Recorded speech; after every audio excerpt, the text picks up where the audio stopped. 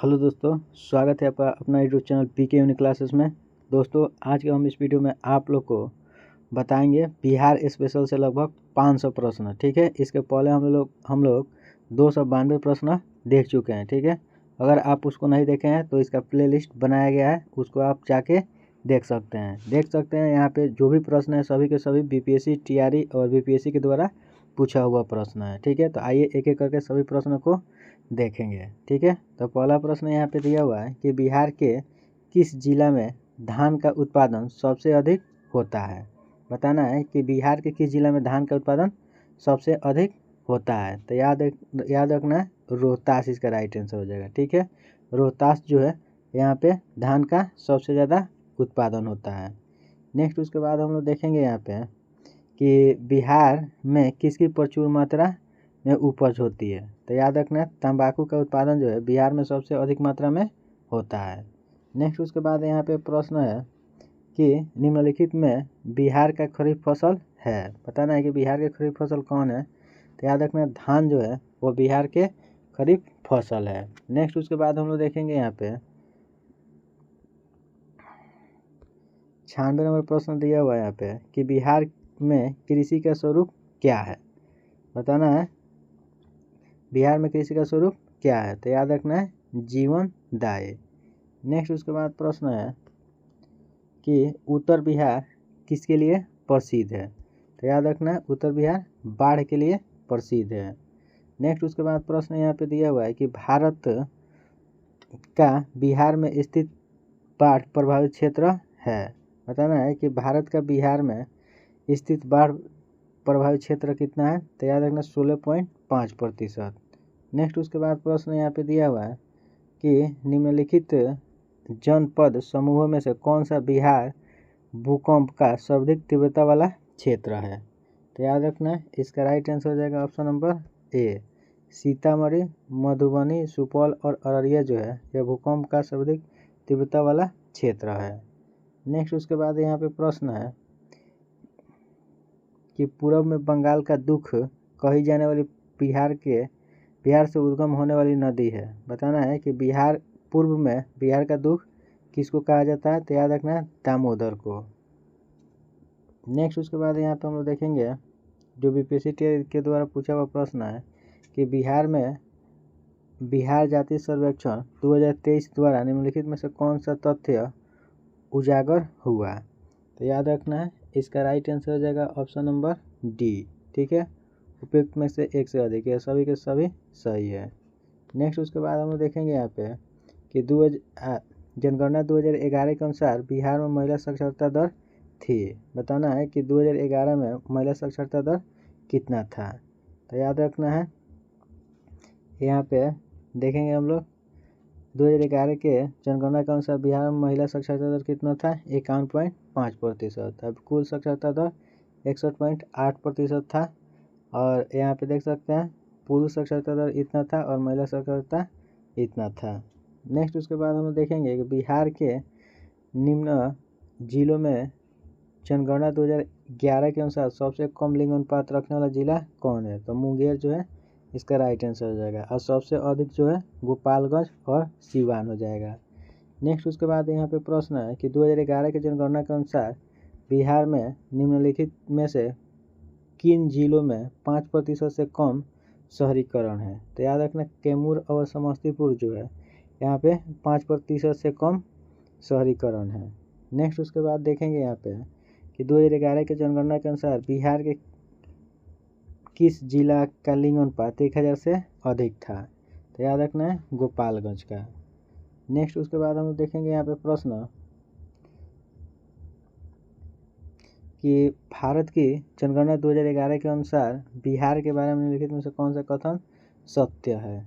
तो याद रखना है, इसका राइट आंसर हो जाएगा यहाँ पे ऑप्शन नंबर डी। बिहार में लिंग अनुपात जो था 918 था, जनसंख्या वृद्धि डी हो जाएगा इसका राइट आंसर। नेक्स्ट उसके बाद प्रश्न है कि भारत की कुल जनसंख्या के सापेक्ष बिहार की जनसंख्या का प्रतिशत क्या है। बताना है कि भारत की कुल जनसंख्या के सापेक्ष बिहार की जनसंख्या का प्रतिशत जो है कितना है। तो 8.58%। नेक्स्ट उसके बाद प्रश्न है कि भारत की 2011 के जनगणना के अनुसार बिहार की कुल महिला साक्षरता दर कितना था? तो याद रखना है, इसका राइट आंसर हो जाएगा 51.5%। ठीक है, तो इसका राइट हो जाएगा इनमें से कोई नहीं, 51.5% होगा। नेक्स्ट उसके बाद प्रश्न है कि पिछले 10 वर्षों में राज्य का शहरीकरण बहुत तेजी से बढ़ा है। 2011 के जनगणना के अनुसार बिहार में शहरीकरण का स्तर 2.5% था, जो बढ़कर वर्तमान में कितना हुआ है? तो याद रखना है, पहले था 11.3 और अब हो गया 15.3। नेक्स्ट उसके बाद प्रश्न है कि बिहार के निम्नलिखित जिलों का आरोही दशकीय जनसंख्या वृद्धि के अनुसार सही क्रम है? तो सीवान, किशनगंज और मधेपुरा। नेक्स्ट उसके बाद प्रश्न है कि शहरीकरण के बढ़ते स्तर के अनुसार बिहार के किन जिलों का सही क्रम है? तो याद रखना, नालंदा, मुंगेर, पटना। नेक्स्ट उसके बाद प्रश्न है कि प्रति व्यक्ति आय के आरोही क्रम में बिहार राज्य के जिलों का सही क्रम है?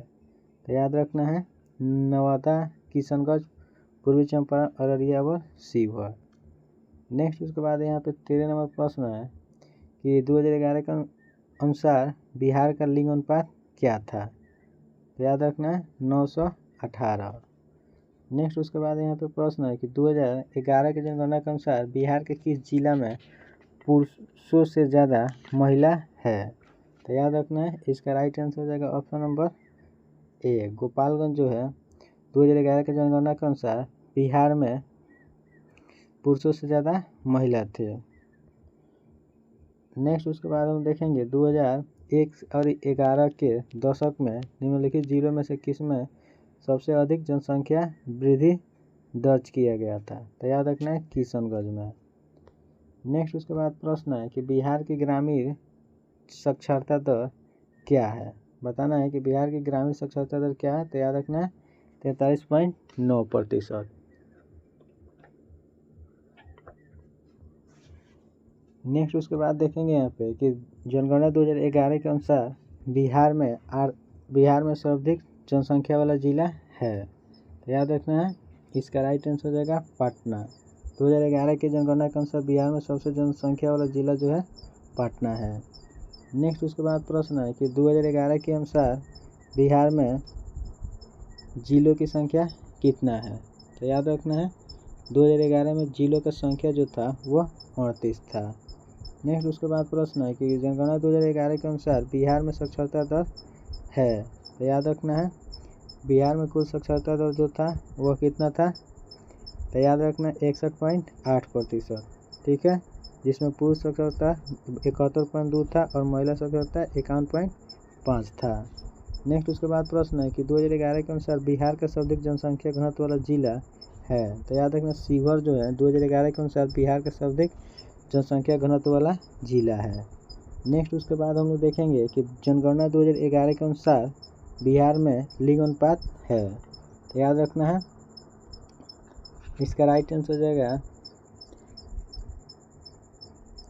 बिहार का लिंग अनुपात 918 था, जिसमें 1000 पुरुषों पर 918 स्त्रियाँ थी और औसत जो है 943 से 25 कम।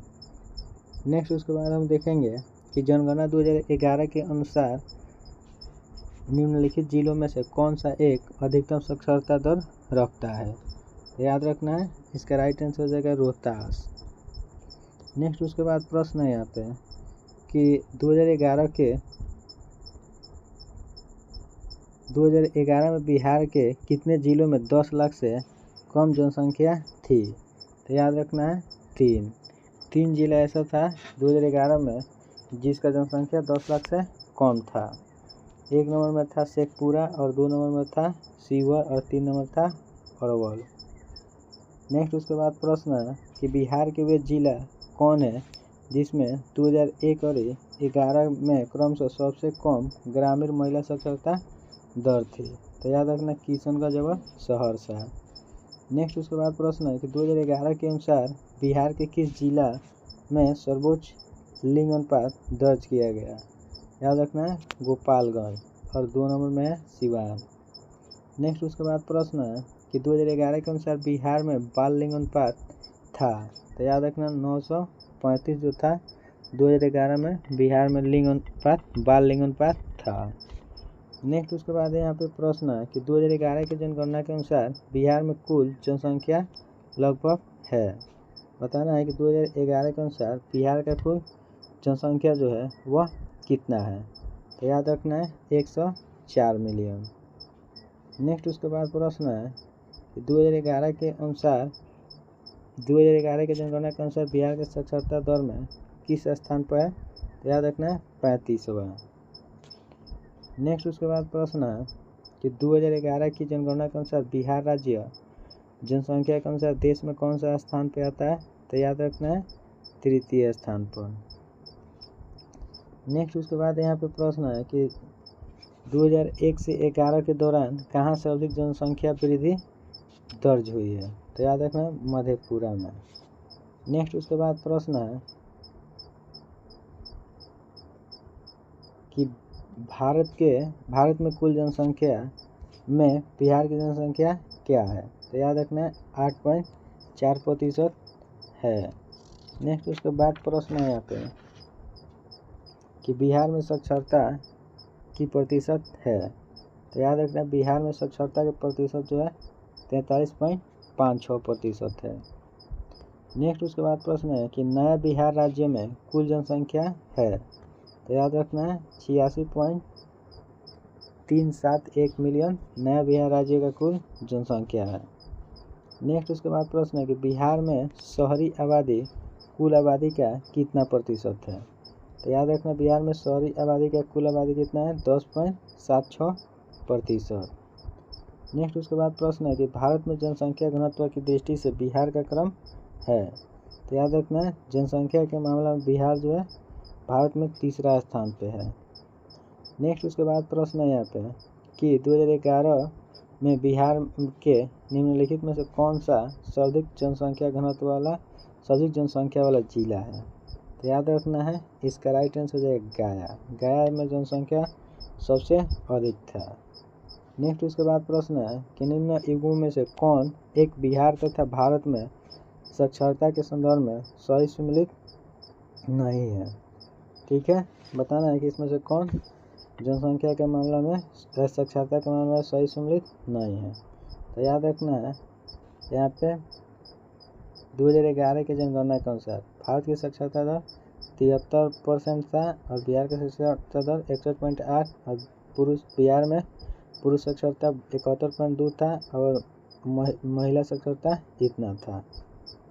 नेक्स्ट उसके बाद हम देखेंगे कि जनसंख्या घनत्व के घटते क्रम में व्यवस्थित जिला के क्रम को पहचानिए। ठीक है, तो सबसे पहले जगह दरभंगा, पटना, सारण, वैशाली। नेक्स्ट उसके बाद प्रश्न है कि 1000 से अधिक लिंग अनुपात वाले बिहार के जिला को पहचानिए। ठीक है, तो याद रखना है सबसे अधिक जनसंख्या जो है वह सिवान और गोपालगंज में है। नेक्स्ट उसके बाद प्रश्न है कि 1991 की जनगणना के अनुसार बिहार की जनसंख्या है। बताना है कि 1991 की जनगणना के अनुसार बिहार की जनसंख्या जो था वह कितना था, तो याद रखना है लगभग 10 लाख के करीब था। नेक्स्ट उसके बाद प्रश्न है कि बिहार के किस जनजाति ने कांग्रेस के गया अधिवेशन में भाग लिया था। बताना है कि बिहार के किस जनजाति ने कांग्रेस के गया अधिवेशन में भाग लिया था, तो उराव जनजाति ने। नेक्स्ट उसके बाद प्रश्न है कि छोटा नागपुर क्षेत्र में मुंडा और संस्थाल निम्नलिखित में से किस पेड़ की पूजा करते थे, तो याद रखना है छोटा नागपुर क्षेत्र के मुंडा और संस्थाल के लोग जो थे वह कदम के पेड़ का पूजा करते थे। नेक्स्ट उसके बाद प्रश्न है कि जनजाति और जिले के निम्न जोड़ों में से कौन सा जोड़ा सही है, तो याद रखना है मुंडा जो है जमुई में नहीं है। ठीक है, बाकी संस्थाल बांका और उड़ाव सुपौल, खरवार, भागलपुर ये सभी के सभी सही है। नेक्स्ट प्रश्न है कि स्वतंत्रता पूर्व बिहार में निम्नलिखित में से एक से वर्षशाली जाति है, तो याद रखना है स्वतंत्रता पूर्व बिहार में सबसे वर्षाशाली जाति कौन था? तो याद रखना कुर्मी था। नेक्स्ट उसके बाद प्रश्न है कि पद्मश्री उषा किरण खान की निम्नलिखित उपलब्धियां थी। बताना है कि पद्मश्री उषा किरण खान की प्रमुख उपलब्धियां इसमें से कौन था?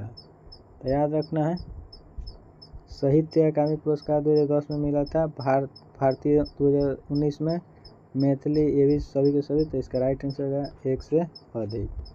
नेक्स्ट उसके बाद प्रश्न है कि भारतीय हस्तशिल्प के संदर्भ में बिहार में सुजनी क्या है? बताना है कि बिहार में सुजनी जो है वह क्या है? तो याद रखना एक प्रकार के कढ़ाई है।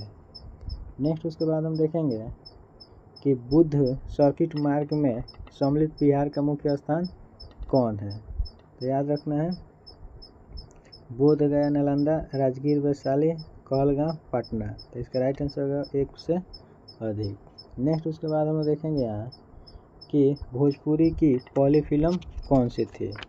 ठीक है, बताना है कि भोजपुरी की सबसे पहली फिल्म कौन सी थी? तो याद रखना गंगा मैया तो है पीरी चढ़ाए। ठीक है, भोजपुरी की पहला फिल्म थी।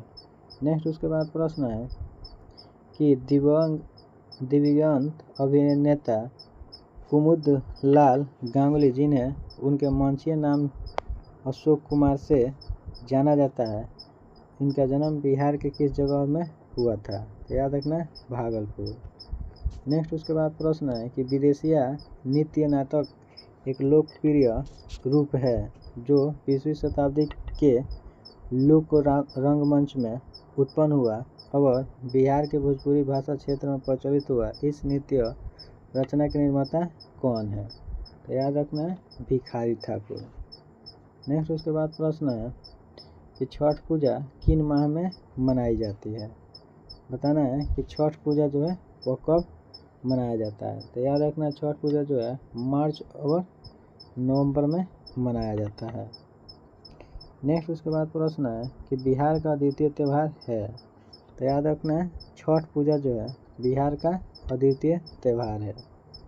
नेक्स्ट उसके बाद प्रश्न है कि जल मंदिर कहाँ है?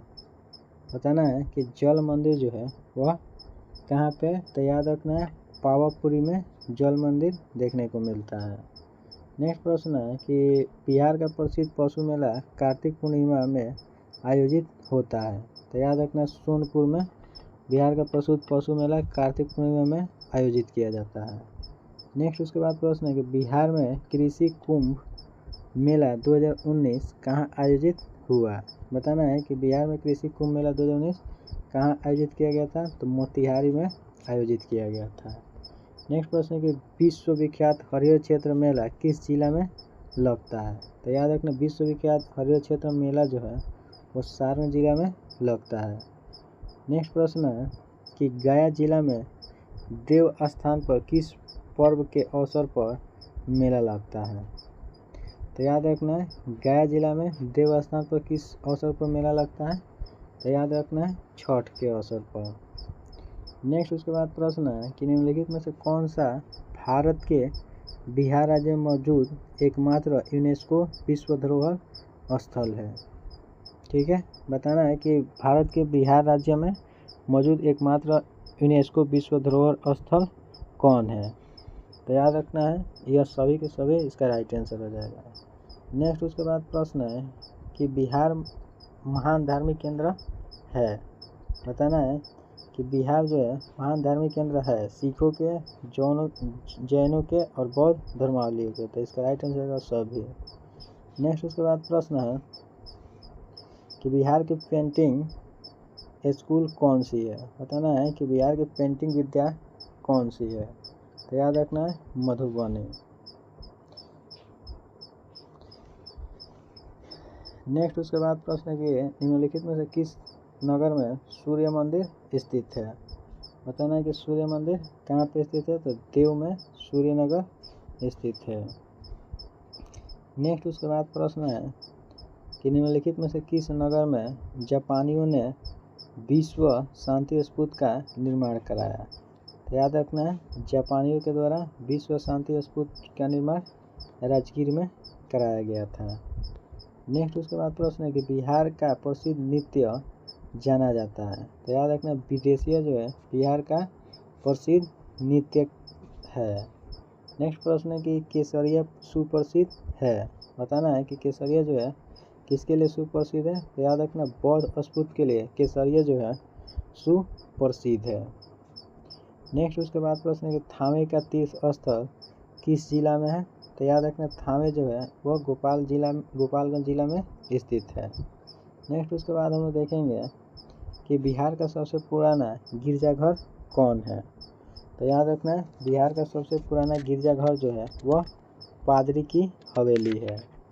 नेक्स्ट उसके बाद हम लोग देखेंगे यहाँ पे कि निम्नलिखित में से किसे अगस्त 2022 में भौगोलिक संकेतक जीआई टैग से सम्मानित किया गया? तो याद रखना इसका राइट आंसर हो जाएगा ऑप्शन नंबर ए, मिथिला मखाना जो है उसे 2022 में जीआई टैग से सम्मानित किया गया है। नेक्स्ट उसके बाद हम देखेंगे यहाँ पे कि वर्ष 2019 में बिहार राज्य में बिजली क्षमता की उपलब्धता क्या थी? तो याद रखना 4767 मेगावाट 2019 में बिहार राज्य में बिजली क्षमता की उपलब्धता थी। नेक्स्ट उसके बाद प्रश्न है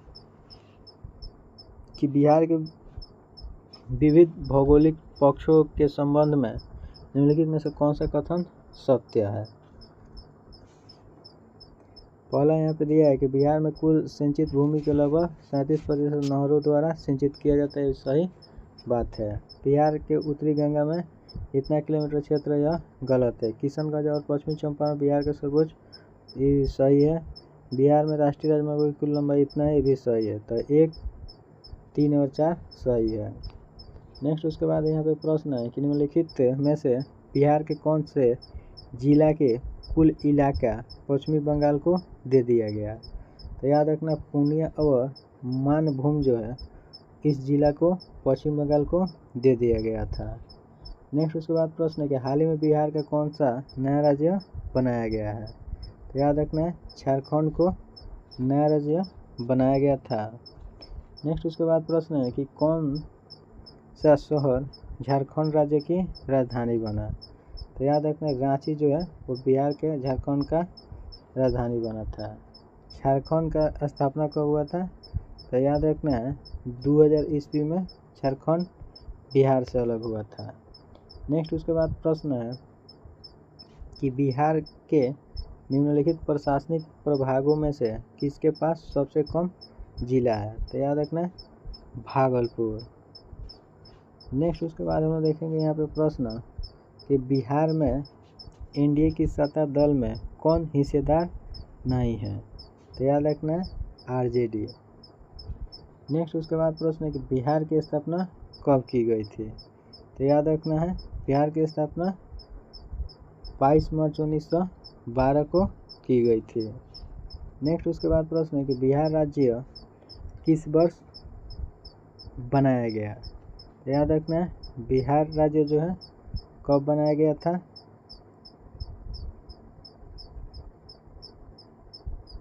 22 मार्च 1912 को, ठीक है। और झारखंड जो है 2000 ईस्वी को अलग हुआ था।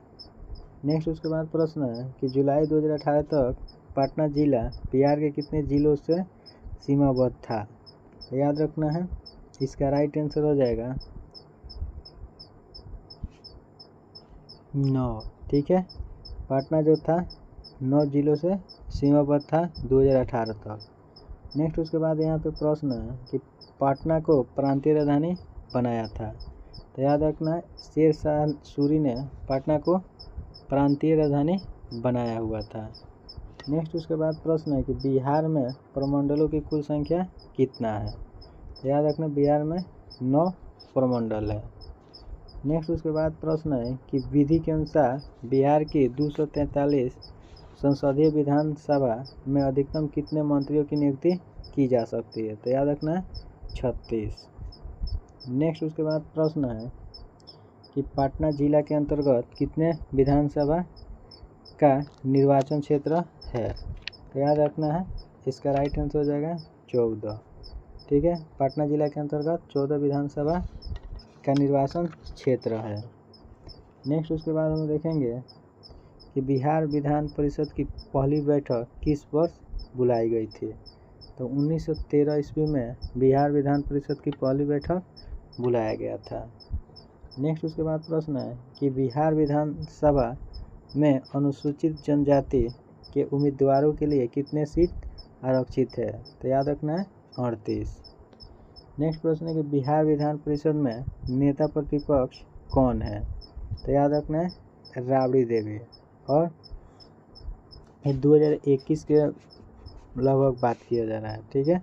नेक्स्ट उसके बाद प्रश्न है कि किस राजनीतिक दल की बिहार विधानसभा में 4 सीट और बिहार विधान परिषद में 1 सीट है, ठीक है। नेक्स्ट उसके बाद हम देखेंगे यहाँ पे कि बिहार विधानसभा में वर्तमान कितने सदस्य है? बताना है कि बिहार विधानसभा में वर्तमान में कितने सदस्य है। तो याद रखना है 243। नेक्स्ट प्रश्न है कि बिहार में क्षेत्र के प्रतिशत के रूप में कुल वन है। बताना है कि बिहार में क्षेत्रफल के अनुसार कितना प्रतिशत में वन है। तो याद रखना है 7.76%। नेक्स्ट उसके बाद यहाँ पे प्रश्न है कि वर्तमान में बिहार के राज्यपाल कौन है, ठीक है। अभी आपको बताना है कि बिहार में वर्तमान में बिहार के राज्यपाल कौन है। तो पहले थे राजेंद्र विश्वनाथ अर्लेकर, ठीक है, लेकिन अभी चेंज हुए हैं। आपको कमेंट करके बताना है कि कौन है। नेक्स्ट उसके बाद प्रश्न है यहाँ पे नेक्स्ट प्रश्न है कि श्री कृष्ण सिंह द्वारा गठित बिहार की निर्वाचित सरकार ने फरवरी 1938 में किस कारण से इस्तीफा दे दिए थे? तो याद रखना है इसका राइट आंसर हो जाएगा राजनीतिक कैदियों को छोड़ने के कारण इस्तीफा दिए हुए थे। नेक्स्ट उसके बाद प्रश्न है कि इनमें से बिहार के प्रथम राज्यपाल कौन थे? बताना है कि बिहार के प्रथम राज्यपाल इसमें से कौन थे। तो याद रखना सर जेम्स डेविड शिफ्टन जो थे वो बिहार के प्रथम राज्यपाल थे। नेक्स्ट उसके बाद यहाँ पे प्रश्न है कि बिहार राज्य के प्रथम मुख्यमंत्री थे। तो याद रखना है श्री कृष्ण सिंह जो थे बिहार राज्य के प्रथम मुख्यमंत्री थे। नेक्स्ट उसके बाद प्रश्न है कि बिहार का पंचायती राज्य मंत्री कौन है? तो याद रखना सम्राट चौधरी जो है इसका राइट आंसर हो जाएगा, ठीक है। और यह प्रश्न लगभग 2020-21 के बारे में बात किया जा रहा है। नेक्स्ट प्रश्न कि इनमें से कौन 2 बार बिहार के राज्यपाल रहे हैं? बताना है कि इनमें कौन है जो बिहार के 2 बार राज्यपाल रहे हुए। तो याद रखना है इसका राइट आंसर हो जाएगा अखलाक उर रहमान। नेक्स्ट प्रश्न है कि बिहार का प्रथम गैर कांग्रेसी मुख्यमंत्री कौन था? तो याद रखना है बिहार का प्रथम गैर कांग्रेसी मुख्यमंत्री कौन था? तो माया प्रसाद सिन्हा बिहार के प्रथम गैर कांग्रेसी मुख्यमंत्री था। नेक्स्ट प्रश्न है कि भोला प्रसाद शास्त्री जो बिहार के पूर्व मुख्यमंत्री थे बिहार के किस जिला से संबंधित थे? तो याद रखना है पूर्णिया से। नेक्स्ट उसके बाद प्रश्न है कि बिहार के प्रथम मुख्यमंत्री कौन थे? तो याद रखना श्री कृष्ण सिंह। और बिहार के केंद्रीय गृह राज्य मंत्री कौन है? तो याद रखना है नित्यानंद राय। नेक्स्ट उसके बाद प्रश्न है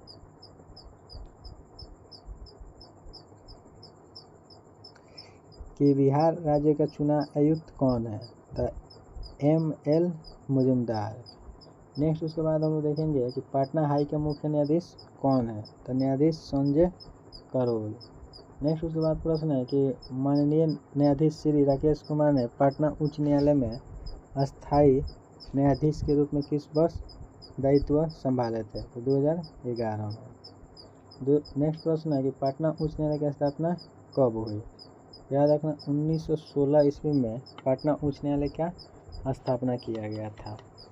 नेक्स्ट उसके बाद हम लोग देखेंगे यहाँ पे प्रश्न कि किस राज्य सरकार ने 2010 तक स्थानीय निकायों में महिलाओं का आरक्षण 50% कर दिया गया था। तो बिहार, मध्य प्रदेश और हिमाचल प्रदेश में 2010 तक स्थानीय निकाय में 50% आरक्षण कर दिया था। नेक्स्ट उसके बाद प्रश्न है कि पटना महानगर पालिका में वार्डों की संख्या कितना है? तो याद रखना है 57। पटना महानगर में वार्डों की संख्या जो है वह 57 है। नेक्स्ट है कि झारखंड क्षेत्र स्वशासी परिषद का गठन हुआ। तो याद रखना 1995 में झारखंड क्षेत्र स्वशासी परिषद का गठन हुआ था। नेक्स्ट उसके बाद प्रश्न है कि बिहार में ग्राम पंचायतों का अंतिम चुनाव हुआ था। तो याद रखना 1978 ईस्वी में बिहार में ग्राम पंचायतों का अंतिम चुनाव हुआ था। नेक्स्ट उसके बाद प्रश्न है कि बंगाल और बिहार में भूमि पर किराएदारों के अधिकार को बंगाल किराएदारी अधिनियम द्वारा कब स्वीकार किया गया था? 1885 में। नेक्स्ट उसके बाद प्रश्न है कि छोटा नागपुर काश्तकारी कानून कब पारित हुआ था? तो याद रखना 1908 ईस्वी में छोटा नागपुर काश्तकारी कानून पारित हुआ था। नेक्स्ट उसके बाद प्रश्न है कि बिहार दिवस मनाया जाता है। बताना है कि बिहार दिवस किसके लिए मनाया जाता है? तो याद रखना है 22 मार्च को मुगल प्रेसिडेंसी से अलग होने के उपलक्ष्य में बिहार दिवस मनाया जाता है। नेक्स्ट उसके बाद प्रश्न है कि बिहार मद निषेध और उत्पाद शुल्क अधिनियम 2022 के अनुसार शराब की ढुलाई करने वाले वाहनों को छोड़ने हेतु जुर्माना के रूप में उसकी बीमित राशि कितने है? तो याद रखना है 10%।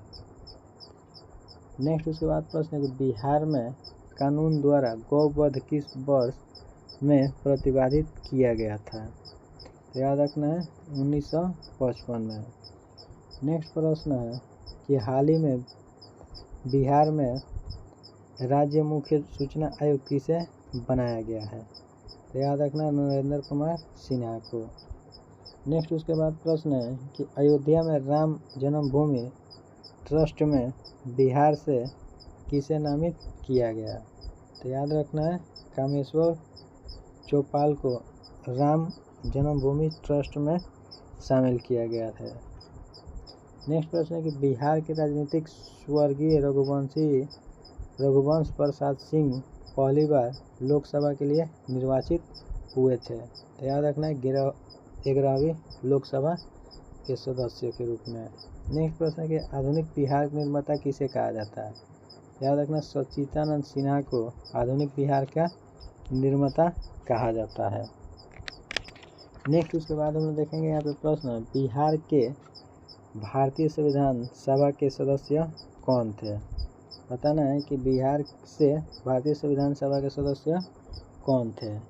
तो याद रखना है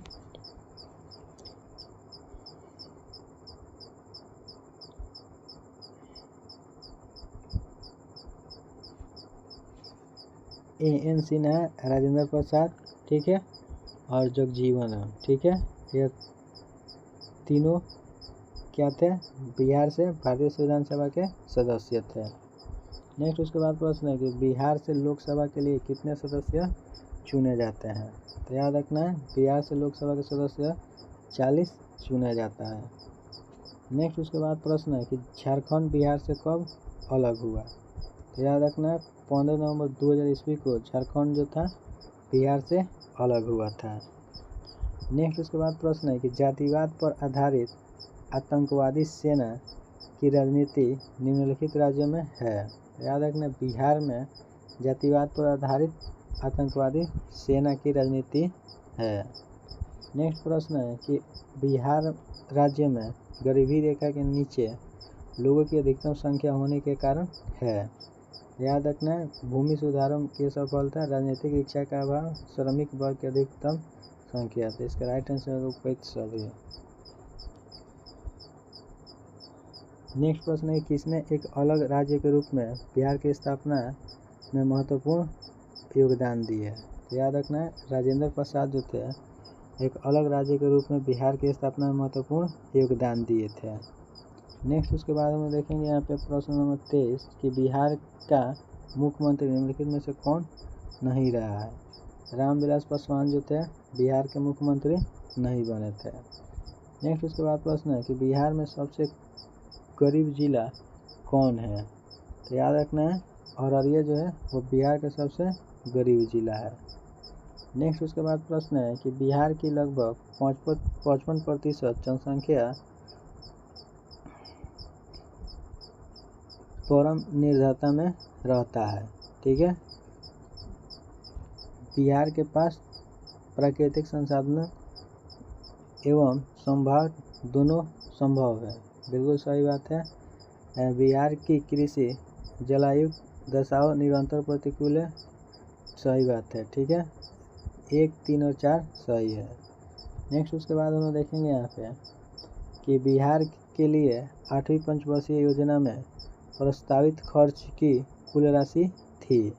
बताना है कि बिहार के लिए 8वीं पंचवर्षीय योजना में प्रस्तावित खर्च कुल कितनी राशि थी। तो याद रखना 13,000 करोड़ रुपया। नेक्स्ट उसके बाद हम लोग देखेंगे प्रश्न कि निम्नलिखित में से कौन एक बिहार राज्य की 11वीं पंचवर्षीय योजना का सामाजिक आर्थिक लक्ष्य नहीं था। तो याद रखना इसका राइट आंसर हो जाएगा यहाँ पे शिक्षित बेरोजगारी को 5% से नीचे तक लाना। नेक्स्ट उसके बाद हम देखेंगे यहाँ पे 2020-21 में राष्ट्रीय औसत के प्रतिशत के रूप में बिहार की प्रति व्यक्ति आय कितना था। तो याद रखना 36%। नेक्स्ट उसके बाद हम देखेंगे यहाँ पे 29वां प्रश्न कि बिहार की अर्थव्यवस्था के लिए निम्नलिखित में से कौन सा सत्य नहीं है। ठीक है, बताना है कि इसमें से कौन सा बात जो है वह सत्य नहीं है। नेक्स्ट उसके बाद हम देखेंगे 430 नंबर प्रश्न कि प्रति व्यक्ति आय की दृष्टि से बिहार का निम्नलिखित में से कौन सा जिला सबसे समृद्ध है। तो याद रखना पटना इसका राइट आंसर हो जाएगा।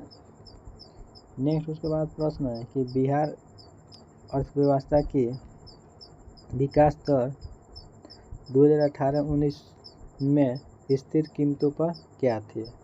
याद रखना 10.53%।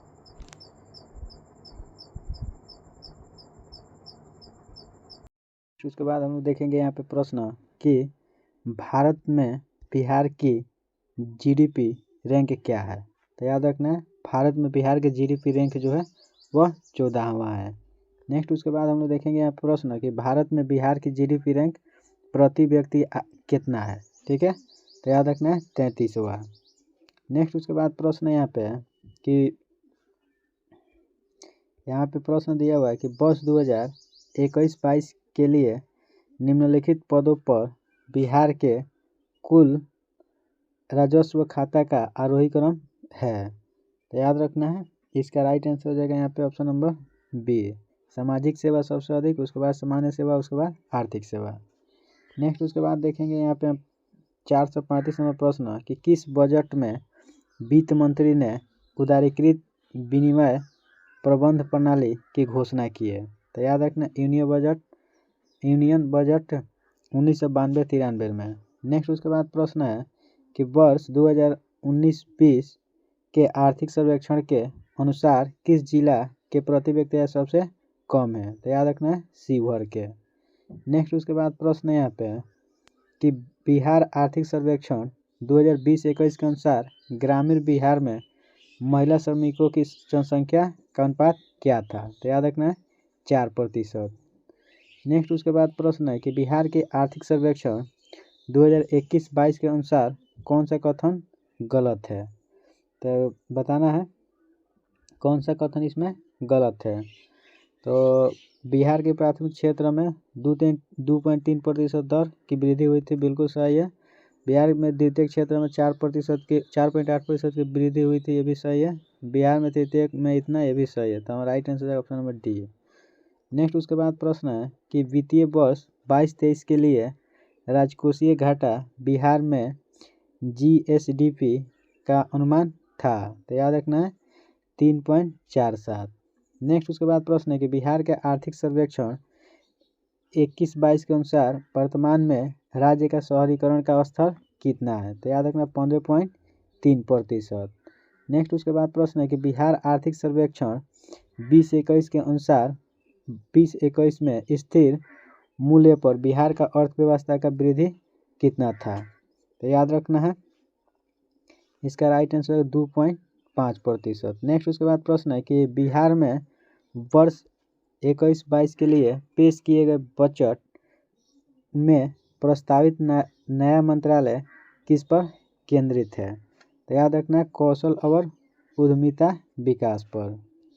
नेक्स्ट उसके बाद प्रश्न है कि 21-22 के दौरान बिहार में राजकोषीय घाटा का अनुमान कितना है?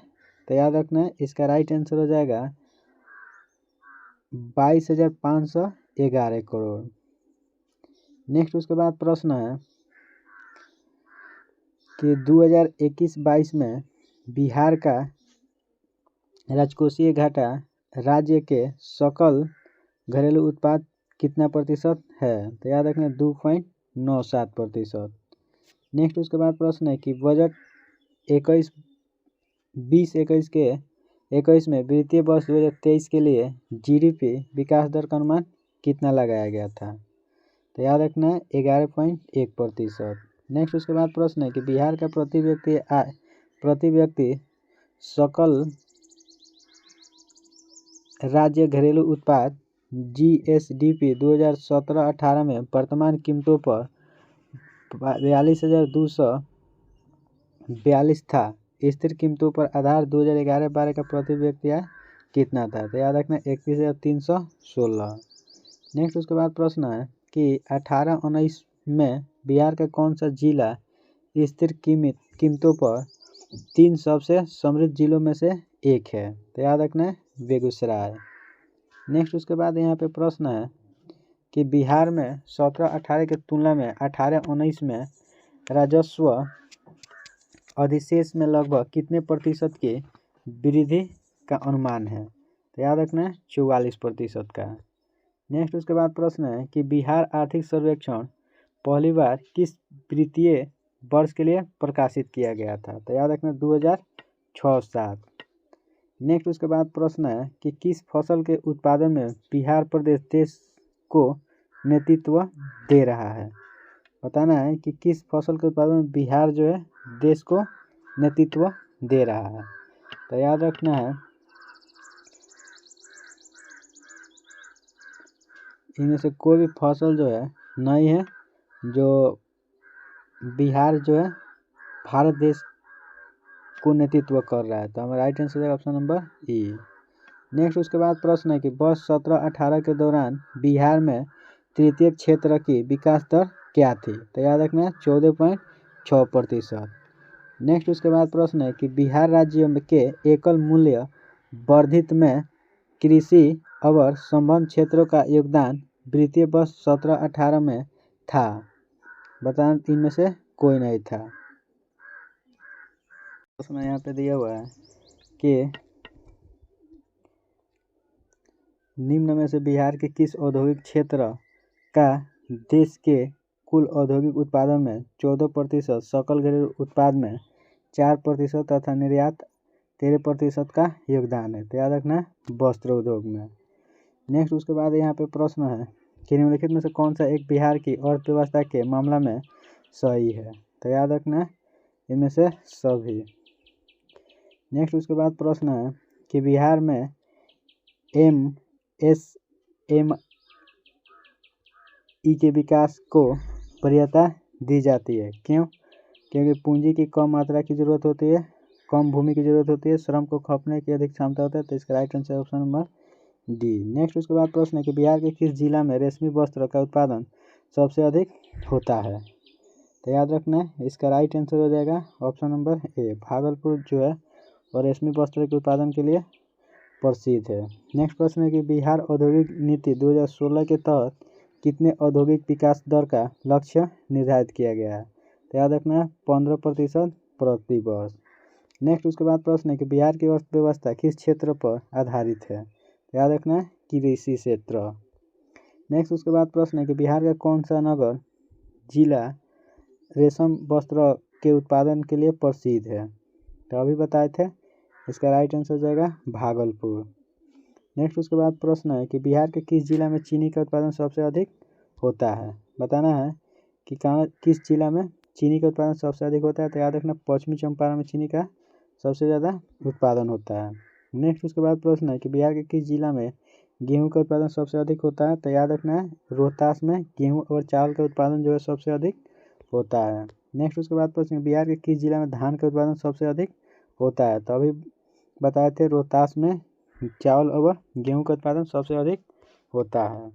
नेक्स्ट उसके बाद प्रश्न है कि बिहार के निम्नलिखित में से किस जिला में कपास उत्पादन की सघनता नहीं है। तो याद रखना है इसमें कहीं भी नहीं है।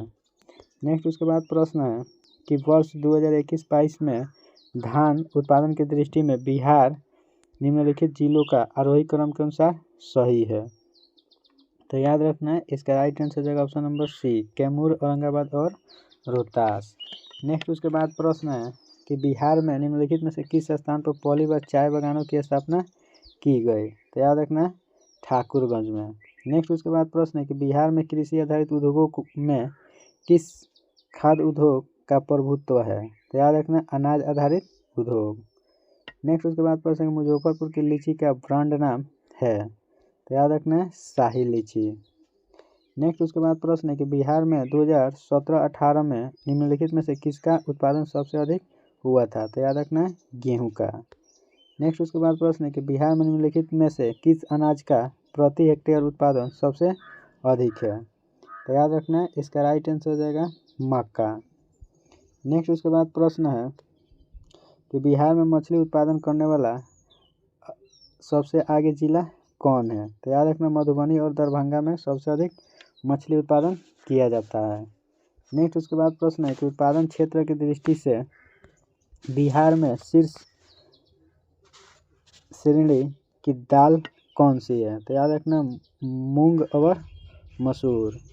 नेक्स्ट प्रश्न है कि बिहार में गन्ना उत्पादन में सबसे आगे जिला है। तो याद रखना गन्ना उत्पादन में पश्चिम चंपारण सबसे आगे है। नेक्स्ट उसके बाद प्रश्न है कि भारत के राज्यों में से जूट उत्पादन की दृष्टि से बिहार का स्थान कौन है। तो याद रखना है दूसरा। नेक्स्ट उसके बाद प्रश्न है कि 2017-18 में बिहार राज्य में कृषि में कार्यरत जनसंख्या का प्रतिशत क्या है। ठीक है, तो इनमें से कोई नहीं। नेक्स्ट उसके बाद प्रश्न है कि बिहार में कृषि भूमि की जोतों का औसत आकार दूसरे राज्यों की तुलना में है। याद रखना है न्यूनतम से द्वितीय।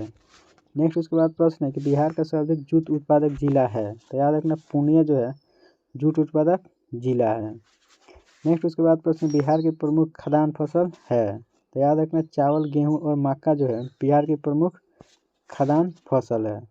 नेक्स्ट प्रश्न है कि इनमें से कौन सा जिला झारखंड राज्य में शामिल नहीं है। तो याद रखना ये सभी के सभी झारखंड राज्य में शामिल है। नेक्स्ट उसके बाद प्रश्न है कि बिहार राज्य की प्रमुख नकदी फसल कौन है। बताना है कि बिहार राज्य के प्रमुख नकदी फसल कौन है। तो याद रखना गन्ना जो है बिहार राज्य का प्रमुख नकदी फसल है। नेक्स्ट प्रश्न है कि टाटा लौह इस्पात कारखानों में लौह अयस्क की पूर्ति होती है। याद रखना सी भूमि में। नेक्स्ट उसके बाद प्रश्न है कि बिहार में औद्योगिक वित्तीय सहायता प्रदान करने हेतु कौन प्रमुख वित्तीय संस्था है। तो याद रखना बिहार राज्य वित्त निगम। नेक्स्ट प्रश्न है कि बिहार में पटसन उद्योग की पट्टी स्थित है। तो याद रखना उत्तर पश्चिम बिहार के मैदान में और मध्य दक्षिण बिहार के मैदान में। तो इसका राइट आंसर हो जाएगा ऑप्शन नंबर डी। नेक्स्ट प्रश्न है कि बिहार में कृषि योग्य भूमि का कितना प्रतिशत भाग सिंचित है। तो याद रखना 50% से अधिक। नेक्स्ट उसके बाद प्रश्न है कि बिहार में कुल उपलब्ध भूमि का कितना प्रतिशत खेती के काम आता है। बताना है कि खेती में काम आने वाला कितना भूमि है। तो याद रखना लगभग 77%। ठीक है। नेक्स्ट उसके बाद प्रश्न है कि बिहार में बैंकिंग प्रणाली के संदर्भ में निम्नलिखित में से कौन सा कथन सही है। बताना है कि बैंकिंग के क्षेत्र में इसमें कौन सा कथन सही है। तो ये सभी के सभी सही है। नेक्स्ट उसके बाद हम लोग देखेंगे यहाँ पे कि बिहार में कृषि और ग्रामीण विकास के लिए किस प्रकार के बैंक स्थापित करने का प्रस्ताव है। तो याद रखना कृषि यंत्र बैंक। नेक्स्ट उसके बाद प्रश्न है बिहार सरकार की मिशन दक्ष पहल का संबंध है। बताना है कि दक्ष पहल जो है उसका संबंध क्या चीज़ से है। तो याद रखना है इसका राइट आंसर हो जाएगा शैक्षिक रूप से कमजोर छात्रों के लिए बिहार में दक्ष पहल का मिशन शुरू किया गया है। नेक्स्ट उसके बाद प्रश्न है कि बिहार में निम्नलिखित में से कौन सा योजना राज्य में लैंगिक असमानताओं से संबंधित है। तो याद रखना मुख्यमंत्री नारी शक्ति योजना जो है लैंगिक असमानताओं से संबंधित है। नेक्स्ट उसके बाद प्रश्न है कि निम्नलिखित में से कौन सा बिहार कौशल विकास मिशन का कार्य है। बताना है कि बिहार कौशल विकास मिशन का कार्य इसमें से कौन है। तो याद रखना है यह सभी के सभी जो है सही है। नेक्स्ट उसके बाद प्रश्न है कि किस प्रधानमंत्री के नाम से राष्ट्रीय सौर मिशन की शुरुआत किया गया। तो याद रखना जवाहरलाल नेहरू के। नेक्स्ट उसके बाद प्रश्न है कि वह विकल्प चुनिए जो बिहार की 7 निश्चय भाग 2 का योजना का हिस्सा नहीं है। तो याद रखना सभी के लिए वाई मार्क जो है 7 निश्चय भाग 2 का योजना का हिस्सा नहीं है। नेक्स्ट उसके बाद प्रश्न है कि बिहार राज्य की सरकार की जलकारू पहल किससे संबंधित है। तो याद रखना है जलकारू पहल जो है भूजल निकायों का मानचित्र से संबंधित है। नेक्स्ट उसके बाद प्रश्न है कि गरीब कल्याण रोजगार अभियान बिहार के किस जिला से प्रधानमंत्री द्वारा 2020 में शुरू किया गया था। तो याद रखना खगड़िया से। नेक्स्ट उसके बाद प्रश्न है कि डिजिटल बिहार कार्यक्रम के तहत कौन से छात्र 2021-22 से कंप्यूटर शिक्षा और प्रशिक्षण प्राप्त करेंगे। ठीक है, तो याद रखना इनमें से कोई नहीं होगा। ठीक है, उपयुक्त में से एक से अधिक होगा। 5वीं वाला 6ठी भी हो जाएगा, 7वीं और 8ठी। इसका राइट आंसर होगा उपयुक्त एक से अधिक। नेक्स्ट प्रश्न है कि बिहार में सतत विकास के लिए राज्य सरकार द्वारा 7 निश्चय योजना आरंभ किया गया।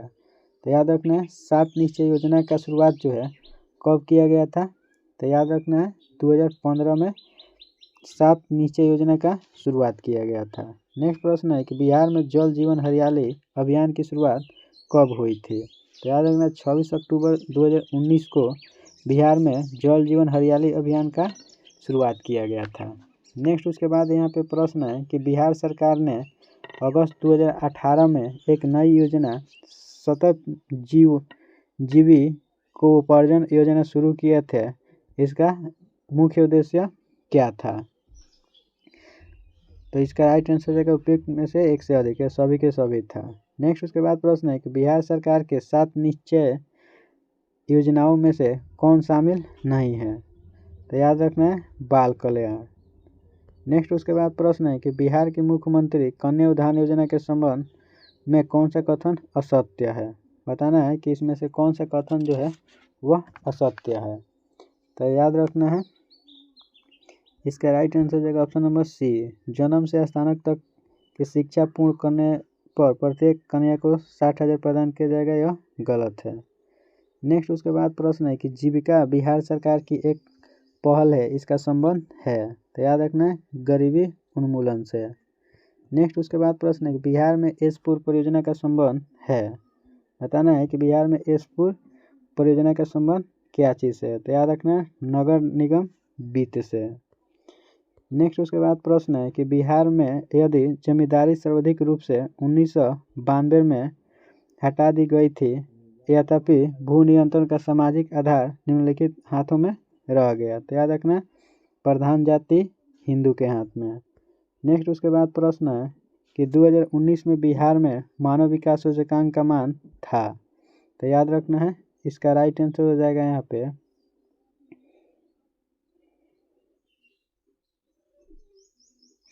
0.536%। ठीक है, 0.536%। नेक्स्ट उसके बाद प्रश्न है कि 15वें वित्त आयोग के सिफारिश के अनुसार 2021 से 26 तक केंद्रीय करों के विभाज्य पूल में बिहार का कितना प्रतिशत हिस्सा है। तो याद रखना 4.12%।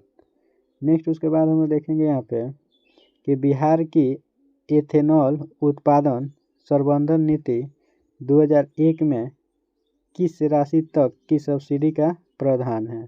तो याद रखना 5 करोड़।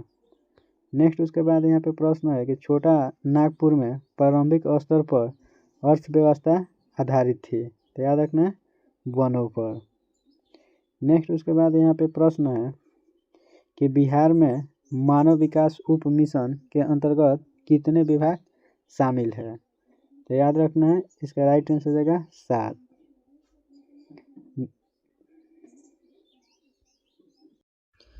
उसके बाद हम लोग देखेंगे यहाँ पे क्वेश्चन नंबर 509। ठीक है, 509 प्रश्न दिया है कि बिहार में निम्नलिखित में से किसे जीआई टैग मिला है। तो याद रखना मगही पान जो है उसे क्या हुआ है, जीआई टैग मिला हुआ है। और इसके साथ साथ याद रखना यहाँ पे मुजफ्फरपुर की शाही लीची, भागलपुर का यहाँ पे कतरनी चावल और तसर सिल्क और जर्दालू आम और मगही पान और सुजनी साड़ी और मधुबनी पेंटिंग और मिथिला मखाना, ये सभी को बिहार में जीआई टैग मिला हुआ है। नेक्स्ट उसके बाद हम लोग देखेंगे यहाँ पे कि बिहार उद्योग विभाग द्वारा जारी औद्योगिक विकास रैंकिंग 2022 में किस जिला ने सर्वोच्च स्थान प्राप्त किया।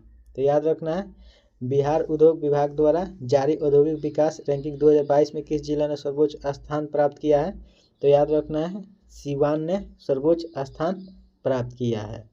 याद रखना है कि बिहार राज्य उद्योग विभाग ने पहली बार औद्योगिक विकास रैंकिंग जारी की, जिसमें औद्योगिक योजनाओं के क्रियान्वयन के आधार पर जिला की रैंकिंग प्रदान किया गया। इस रैंकिंग में सिवान 73.5 अंक के साथ पहले स्थान पे और पटना जो है 68 अंक के साथ दूसरे स्थान पर है।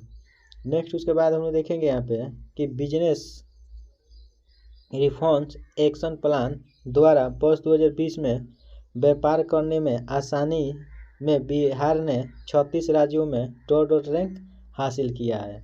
तो याद रखना है इसका राइट आंसर हो जाएगा 26वां। ठीक है, 26वां स्थान हासिल किया है। नेक्स्ट उसके बाद हम लोग देखेंगे यहाँ पे कि बिहार के ऋतिक आनंद ने ब्राज़ील में आयोजित 24वें समर डेफ बैडमिंटन ओलंपिक में भारत के लिए कौन सा पदक जीता है। तो याद रखना स्वर्ण पदक जीता हुआ है। और याद रखना है कि बिहार के हाजीपुर के रहने वाले ऋतिक आनंद ने ब्राज़ील में स्वर्ण पद जीतकर देश और प्रदेश का नाम रोशन किए हैं और 24वें समर डेफ बैडमिंटन ओलंपिक का आयोजन ब्राज़ील में किया गया था।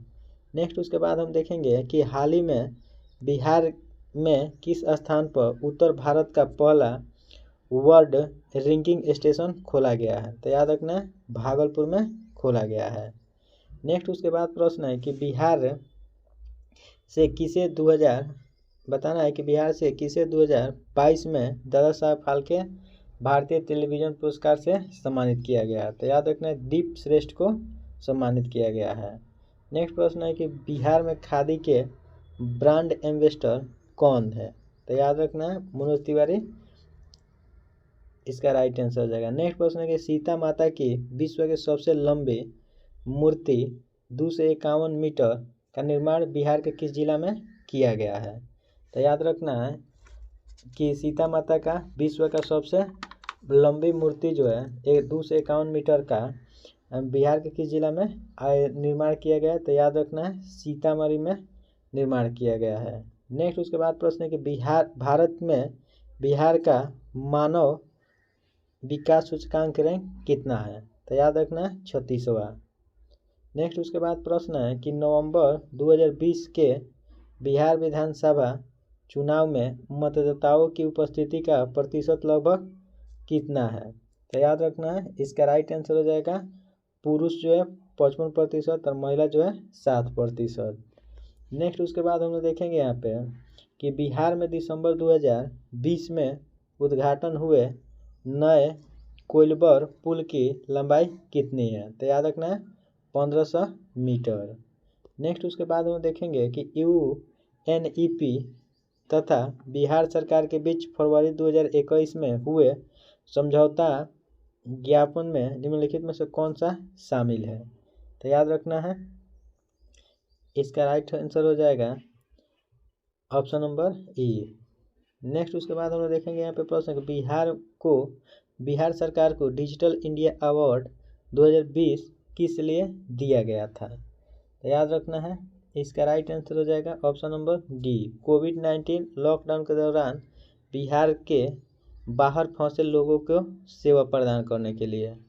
नेक्स्ट उसके बाद प्रश्न है कि बिहार की किस गरीब लड़की ने अपने समुदाय के लोगों के उत्थान के लिए किए गए उत्कृष्ट कार्यों के लिए विश्व महिला की शिखर फाउंडेशन से women's creativity in rural life award प्राप्त किया? तो याद रखना है छोटी कुमारी। नेक्स्ट उसके बाद हम लोग देखेंगे यहाँ पे प्रश्न कि चिकित्सा के क्षेत्र में उत्कृष्ट योगदान के लिए 26 जनवरी 2021 को बिहार के किस व्यक्ति को पद्मश्री पुरस्कार दिया गया? बताना है किसको दिया गया है। तो याद रखना इसका राइट आंसर हो जाएगा डॉक्टर दिलीप कुमार सिंह को।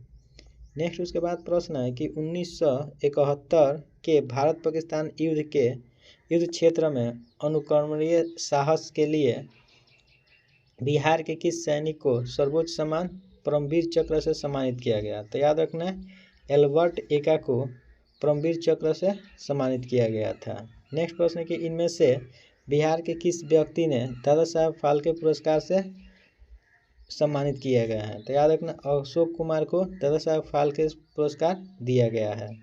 नेक्स्ट उसके बाद प्रश्न है कि बिहार के किस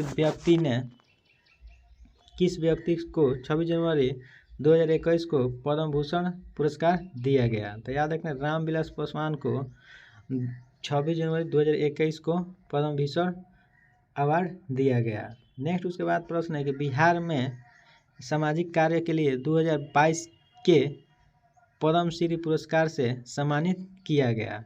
तो याद रखना है किसको किया गया? तो आचार्य चंदना जी को। नेक्स्ट उसके बाद प्रश्न है कि स्मार्ट शहर मिशन योजना के अंतर्गत बिहार में चुने गए शहरों की संख्या कितना है? तो याद रखना है 4 है। नेक्स्ट उसके बाद हम देखेंगे कि अनुसंधान एवं विकास के लिए फिजिकल मॉडलिंग सेंटर कहाँ स्थित है? बताना है कि अनुसंधान एवं विकास के लिए फिजिकल मॉडलिंग सेंटर जो है कहाँ पे है? तो याद रखना है बीरपुर में है। नेक्स्ट उसके बाद प्रश्न है कि बिहार के तृतीय कृषि रोड मैप का शुभारंभ कब हुआ?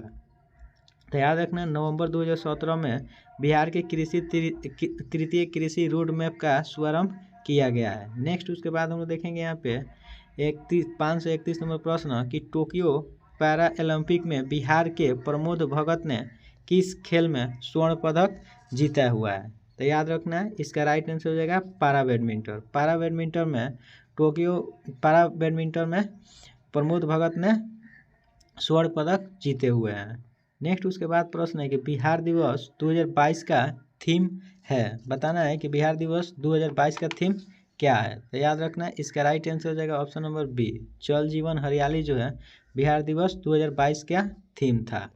नेक्स्ट उसके बाद हम लोग देखेंगे कि पूर्वी क्षेत्र सम्मेलन जो 7 जनवरी 2022 को पटना में संयुक्त रूप से रेल मंत्रालय एवं बिहार सरकार द्वारा आयोजित किया गया था वह है? तो याद रखना है पीएम गति शक्ति योजना इसका राइट आंसर हो जाएगा।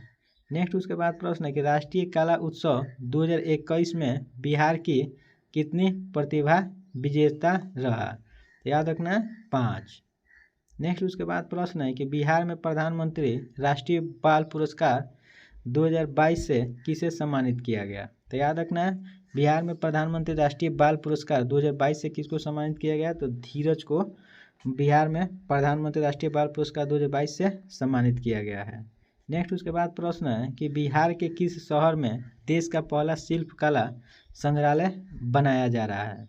तो याद रखना है इसका राइट आंसर हो जाएगा पटना में देश का पहला शिल्पकला संग्रहालय बनाया जा रहा है।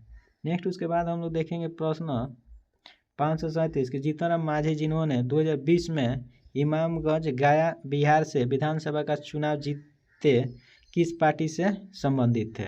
तो याद रखना है इसका राइट आंसर हो जाएगा हिंदुस्तानी आवाम मोर्चा योजना से संबंधित है। नेक्स्ट उसके बाद प्रश्न है कि 2020 के विधानसभा चुनावों से पूर्व बिहार के उप मुख्यमंत्री कौन थे? तो याद रखना है सुशील कुमार मोदी।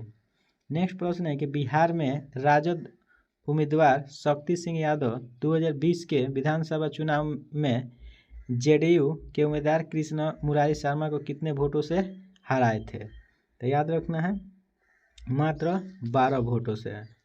नेक्स्ट उसके बाद प्रश्न है कि बिहार के चाणक्य की उपाधि किसने अर्जित की है। बताना है कि बिहार के चाणक्य की उपाधि किसने अर्जित किया है, तो नीतीश कुमार जो है इन्हें बिहार के चाणक्य कहा जा रहा है। नेक्स्ट उसके बाद प्रश्न है कि निर्वाचन आयोग द्वारा आंकड़ा के अनुसार हाल ही में बिहार में हुए चुनावों में कितने वोटरों ने नोटा विकल्प चुना है। ठीक है, तो याद रखना है इसका राइट आंसर हो जाएगा 70,000, यहाँ पे हो जाएगा 7,06,252। नेक्स्ट उसके बाद यहाँ पे प्रश्न है कि भारत की प्रथम डॉल्फिन वेधशाला कहाँ बनाई जा रही है। तो याद रखना बिहार में भारत की प्रथम डॉल्फिन वेधशाला बनाई जा रही है।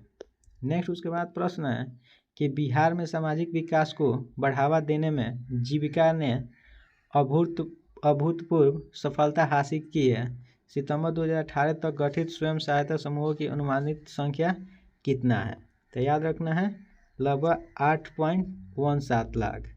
नेक्स्ट उसके बाद प्रश्न है यहाँ पे कि जुलाई 2019 में बिहार के महाप्रसारिक स्थान के पहले प्रलेखन के लिए विशेषज्ञों ने निम्नलिखित में से किस जिला का दौरा किया। तो याद रखना है कैमूर का। नेक्स्ट उसके बाद प्रश्न है कि नीति आयोग के स्वास्थ्य सूचकांक 2019 के अनुसार बिहार राज्य का स्कोर कितना है। तो याद रखना है इसका राइट आंसर हो जाएगा 2019 के अनुसार बिहार का स्कोर जो है 19 स्थानों में से 18वां है। ठीक है, 18 स्थान है।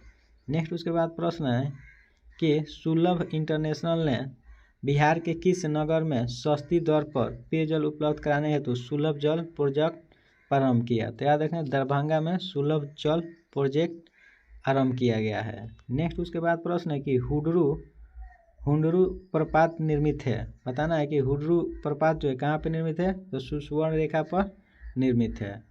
नेक्स्ट उसके बाद हम लोग देखेंगे यहाँ पे कि बिहार में बरौनी रिफाइनरी किसके सहयोग से बनाया गया था।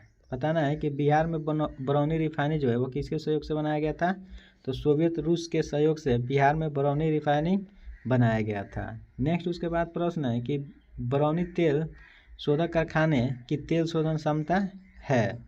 तो याद रखना है 60 लाख टन जो है बरौनी तेल शोधक कारखाना का तेल शोधन क्षमता है। नेक्स्ट उसके बाद प्रश्न है कि बिहार में कितना विश्वविद्यालय है। बताना है कि बिहार में कितना विश्वविद्यालय है, तो बिहार में 12 विश्वविद्यालय है। नेक्स्ट उसके बाद हम देखेंगे कि 1940 में पटना महिला महाविद्यालय की स्थापना निम्नलिखित में किस समाज के द्वारा किया गया था। तो याद रखना है sisters of the apostolic Carmel के द्वारा बनाया गया था। नेक्स्ट उसके बाद प्रश्न है कि नेशनल कॉलेज और बिहार विद्यापीठ का शिलान्यास किसने किया था। बताना है कि नेशनल कॉलेज और बिहार विद्यापीठ का शिलान्यास जो है किसके द्वारा किया गया था। तो याद रखना है महात्मा गांधी के द्वारा नेशनल कॉलेज और बिहार विद्यापीठ का शिलान्यास किया गया था। नेक्स्ट उसके बाद प्रश्न है कि पटना कॉलेज की स्थापना हुआ। बताना है कि पटना कॉलेज जो है कब स्थापित हुआ था। तो 1863 ईस्वी में पटना कॉलेज का स्थापना हुआ था। नेक्स्ट उसके बाद हम लोग देखेंगे यहाँ पे प्रश्न नंबर यहाँ पे दिया हुआ है कि Mahatma Gandhi and Bihar some reminiscences के लेखक कौन थे। बताना है कि Mahatma Gandhi and Bihar some reminiscences के लेखक कौन है। तो याद रखना है इसका राइट आंसर हो जाएगा डॉक्टर राजेंद्र प्रसाद। नेक्स्ट और आज का अंतिम प्रश्न हम लोग देखेंगे कि रियासत में सदस्यता पुस्तक के लेखक कौन है। बताना है कि रियासत में सदस्यता पुस्तक के लेखक कौन है, आपको इसको कमेंट करके बताना है। तो दोस्तों अगर यह वीडियो आप लोग को अच्छा लगा है तो प्लीज़ हमारे BK यूनि क्लासेस को सब्सक्राइब कर लीजिए ताकि ऐसे ही वीडियो का नोटिफिकेशन सबसे पहले आपके पास पहुंचे। ठीक है, मिलते हैं दूसरे वीडियो को लेकर।